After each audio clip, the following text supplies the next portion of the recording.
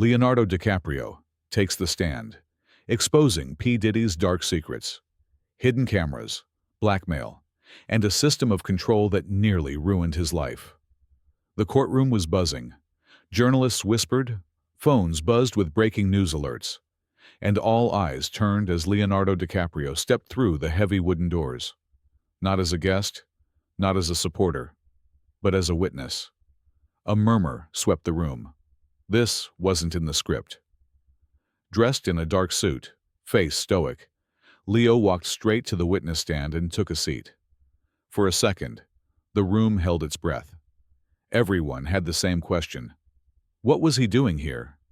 Then he spoke. "I never thought I'd have to be here, but I stayed quiet too long." His gaze shifted to Sean P. Diddy Combs, seated just feet away. The two men, both titans in their own industries, locked eyes. But this wasn't a Hollywood premiere or music awards show. This was court. And Leo had come to expose the truth.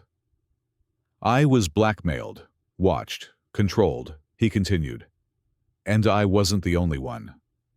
Gasps filled the gallery. Cameramen scrambled. The judge called for silence.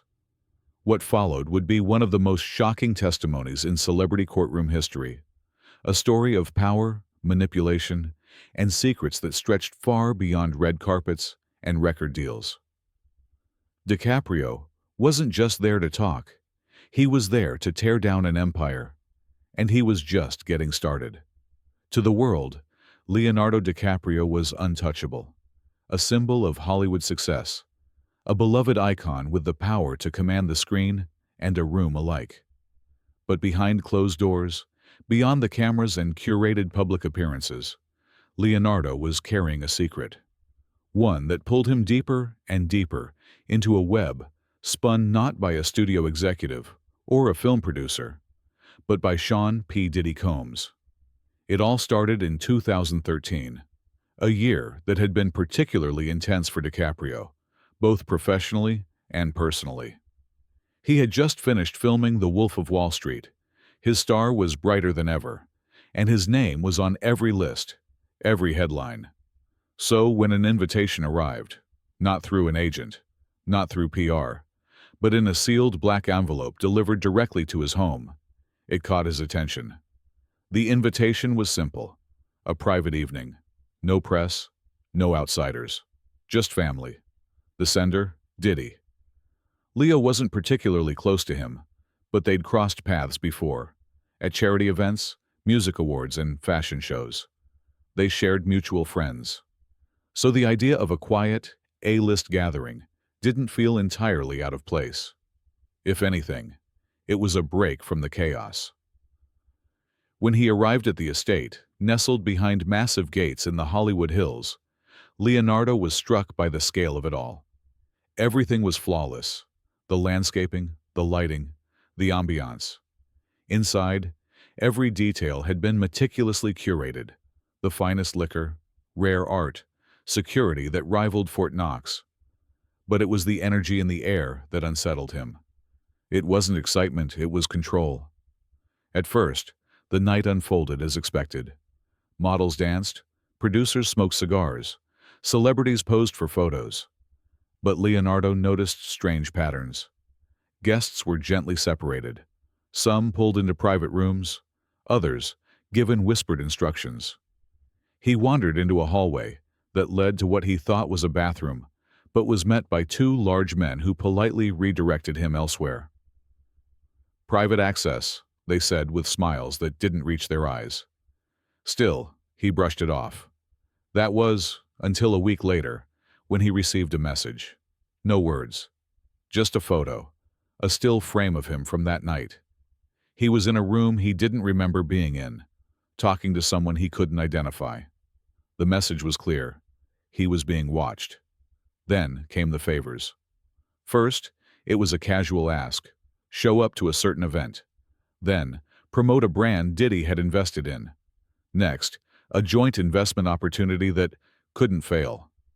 Leo wasn't naive. He knew when someone was trying to control him. But when he declined, the tone shifted. The charm disappeared. In its place was quiet pressure, unspoken consequences. More images followed. Moments he'd forgotten. Conversations he never agreed to be recorded. Over time, Leonardo began to feel cornered. Every time he tried to pull away, something else surfaced. A rumor leaked to the press. A sponsor threatened to drop a campaign. A friend quietly distanced themselves. The worst moment came in 2017, when a young actor named Caleb, someone Leo had mentored, someone he believed had a bright future, vanished. Not literally, but his career stopped. Agencies dropped him. Studios pulled offers, and he disappeared from social media. Leonardo later learned that Caleb had been invited to one of Diddy's private retreats and had refused to play ball. That was all it took. That's when Leonardo knew. This wasn't just manipulation. This was something much darker. A system, a machine, carefully built to ensnare, intimidate, and erase. He started documenting everything, every message, every encounter. He reached out to others he suspected had gone through the same thing. Quietly, they confirmed his worst fears: hidden cameras, audio surveillance, coercion cloaked in luxury. When he finally made the decision to testify, it wasn't about revenge. It was about survival, his own, and for the countless others too scared to speak. He knew Diddy's reach was vast, and that going public meant risking everything: his career, his safety, his reputation. But he also knew one thing: silence only feeds power. The courtroom was hushed, everyone hanging on Leonardo DiCaprio's every word. After dropping the bombshell that he had been manipulated and surveilled for years by P. Diddy's secretive inner circle, the jury leaned in closer. But Leonardo wasn't done. Not even close. He began detailing what life became like once he realized he wasn't just a guest at Diddy's exclusive parties. He was a pawn. The estate wasn't just a place to party, he said, looking directly at the jury.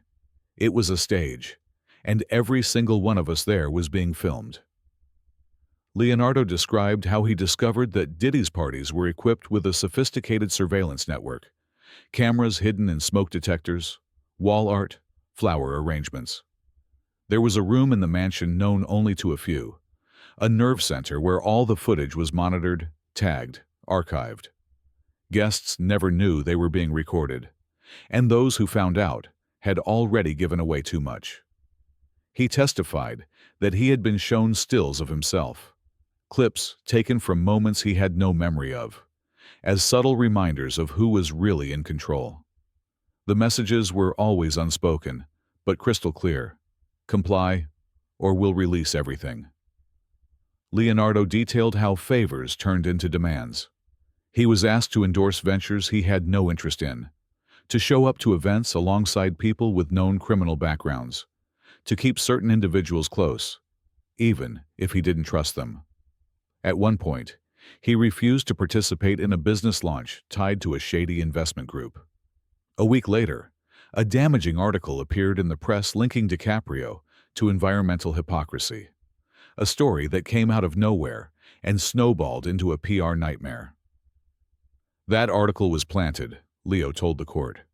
It wasn't a coincidence. It was a warning. Things escalated further when he began distancing himself from the inner circle. Suddenly, charities he supported found themselves under scrutiny. Film projects stalled, meetings canceled without explanation. Hollywood, it seemed, was quietly turning its back on him. Only later did he learn that Diddy's influence extended far beyond music, into studios, agencies, distribution networks. Leonardo shared a particularly disturbing moment when a former assistant, someone he had worked with for years, came to him visibly shaken. She'd been approached by someone claiming to represent Diddy's interests. They offered her a large sum to turn over DiCaprio's private schedules, emails, and texts. When she refused, she was threatened, not with violence but with career ruin. She left the industry a month later, Leonardo said. She just disappeared. But perhaps the most chilling moment came when Leonardo described a party in 2019, an invitation-only weekend retreat in the Caribbean. Attendees were forced to leave their phones at the entrance. Each guest was assigned a personal handler. Leonardo recalled the sense of isolation, how people whispered but never said what they truly thought. He later learned that multiple guests were filmed in compromising situations, footage allegedly used later to secure business deals and political favors. "Those weren't parties," he said flatly. "They were setups." He paused, scanning the courtroom. "We weren't friends. We were assets." By now, the jury was visibly disturbed. The gallery was silent. Even the judge looked shaken. Diddy sat motionless, his lawyers furiously scribbling notes. Leonardo took a deep breath. "I know what people are thinking," he said. "Why didn't I walk away? Why not go to the press? Why now?" He looked down for a moment, then back up. "Because I was scared. Because they made me scared. But I'm not anymore." And with that, he introduced a binder of documents he had submitted to the prosecution. Emails, contracts, surveillance logs, and images. Evidence that not only confirmed his testimony, but suggested a far broader network of influence and coercion than anyone had previously imagined. As he stepped down from the stand, the room remained in stunned silence. And outside the courtroom, the world waited, now fully awake to a scandal that reached far deeper than fame. Leonardo DiCaprio's explosive testimony had set the courtroom ablaze, and as the next day of the trial began, it was clear the floodgates had opened. His courage to speak out didn't just rattle Sean P. Diddy Combs' legal team. It cracked the entire foundation of silence that had protected a toxic system for decades. The prosecution had wasted no time. Following Leo's testimony, they called to the stand a string of witnesses, former staff, assistants, and even lesser-known celebrities, each one backing up pieces of DiCaprio's claims. What emerged was a pattern of carefully constructed control, manipulation, and exploitation, all orchestrated from behind the luxurious veil of Diddy's empire. One witness, a former sound technician who worked several private events, revealed how he was ordered to install recording devices in furniture and light fixtures. "I was told not to ask questions," he said, eyes darting nervously. "I didn't know what the footage was for, but I knew it wasn't for safety." Another, a model who had attended several of Diddy's infamous yacht parties, described how guests were routinely separated and ushered into VIP rooms, with no phones, no privacy, just smiles and subtle threats. "There was always this unspoken rule," she said. "You do what you're told, or you disappear from the industry." And some people really did disappear. The court was presented with excerpts from surveillance logs, time-stamped entries that tracked guest movements, conversations, and behavioral notes. One entry even flagged DiCaprio specifically. "Subject remains resistant. Keep close watch. Increase pressure through indirect influence." DiCaprio, seated just a few feet from Diddy, remained stoic as these revelations were read aloud. Diddy, meanwhile, appeared visibly agitated for the first time. He whispered furiously to his attorneys, glancing back at the jury more frequently, as if gauging their reactions. But the real bombshell came midway through the day. A video recording submitted by the prosecution. It showed a conversation between two members of Diddy's inner circle, taken from a hidden camera placed in the estate's surveillance room. In it, the men discussed handling DiCaprio's reluctance to comply with Diddy's agenda. One even joked, "We've got enough on him to make him dance if we want to. He just doesn't know it yet." The courtroom froze. Gasps echoed across the gallery. The defense objected immediately, but the damage was done. The jury had seen what no one had dared to confirm before. This wasn't about bad business deals or petty celebrity feuds. This was about orchestrated manipulation, blackmail, and systemic abuse of power. Reporters outside scrambled to break the news, and social media erupted in real time. Justice for Leo and expose. The empire trended within hours. Other celebrities began speaking out, some in support, some nervously silent. By late afternoon, the atmosphere inside the courtroom had shifted. This was no longer just DiCaprio's fight. It was becoming a reckoning for everyone who had ever attended those glittering, high-security parties and wondered what really happened behind the curtains. But Leonardo wasn't finished. When asked by the prosecution to clarify his motives for coming forward now, his response was hauntingly direct. Because it doesn't stop unless someone makes it stop. Because I looked the other way for too long. Because people got hurt. And because the only way to destroy something built on fear is with truth. He paused. And I know I'm not the only one who has it. With that, he turned to face Diddy directly. The room tensed, their eyes locked for a long, loaded moment. You used people, Leo said. You hid behind power. But you forgot something. People talk. Eventually, we all talk. As the day ended, murmurs filled the gallery. The case, once thought to be sensational but contained, now threatened to engulf some of the biggest names in entertainment. With each testimony, the illusion of invincibility around Diddy's empire began to crack. More witnesses were scheduled for the coming days. More evidence was promised. And still, rumors swirled about even bigger names preparing to speak out. But one thing was certain. Leonardo DiCaprio had lit the match. And now, the fire was spreading. The trial had become the most talked about event in the country, and beyond. Headlines screamed with each day's developments. News cycles couldn't keep up, and Hollywood's elite watched in stunned silence as Leonardo DiCaprio continued to peel back the layers of one of the entertainment industry's darkest secrets. Inside the courtroom, a sense of dread grew around Sean P. Diddy Combs. The once unshakable mogul was no longer relaxed, no longer confident. He sat stiffly at the defense table, his gaze no longer meeting the jury's. His team had been blindsided, not just by the strength of the testimony, but by the evidence, the damning recordings, the surveillance logs, the witnesses who were once on his payroll, now flipping one after another. Leonardo's bravery had become contagious, and now the people who had once feared Diddy's reach were stepping into the light. The most shocking testimony yet came from a man named Terrence Miles, Diddy's former security director. For over a decade, Terrence had kept his silence. But on that day, he took the stand with trembling hands and a haunted expression. I ran the surveillance rooms, he admitted. I saw everything. Every night, every guest, every private moment. I recorded things that should never have been recorded. He detailed how footage was labeled and cataloged, stored in encrypted servers, and reviewed by a tight circle of insiders. Some footage was used to blackmail.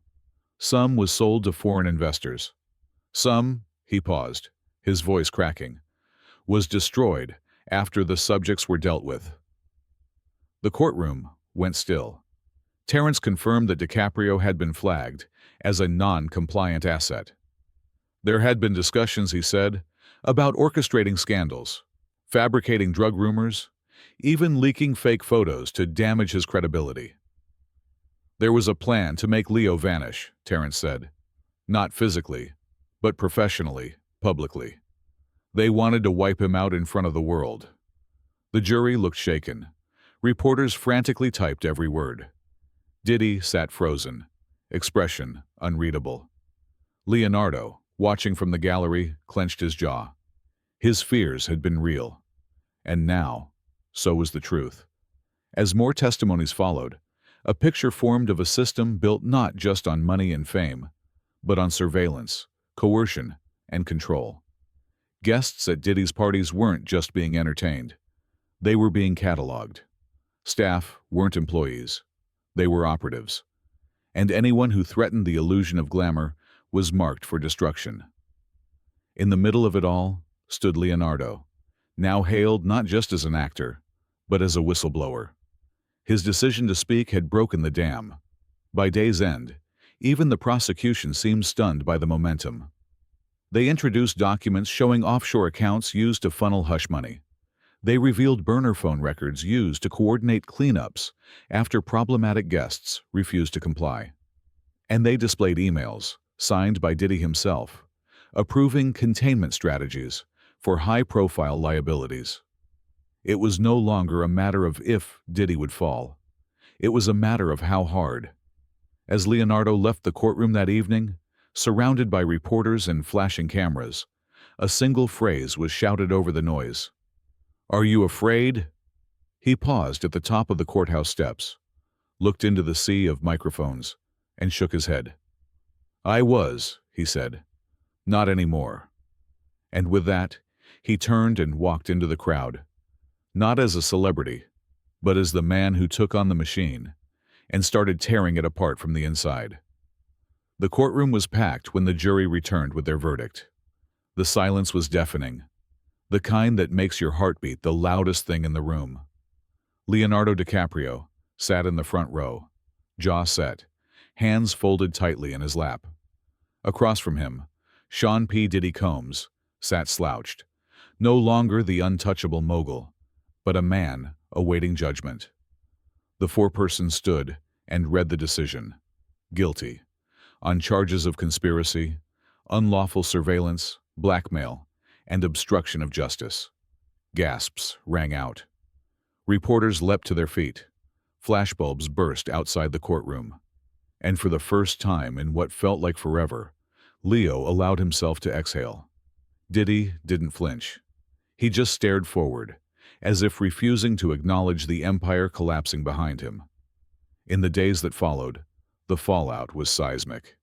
Investigations expanded into other celebrities and executives named during the trial. Networks and labels severed ties. Civil suits poured in. And behind closed doors, panic spread across the entertainment industry.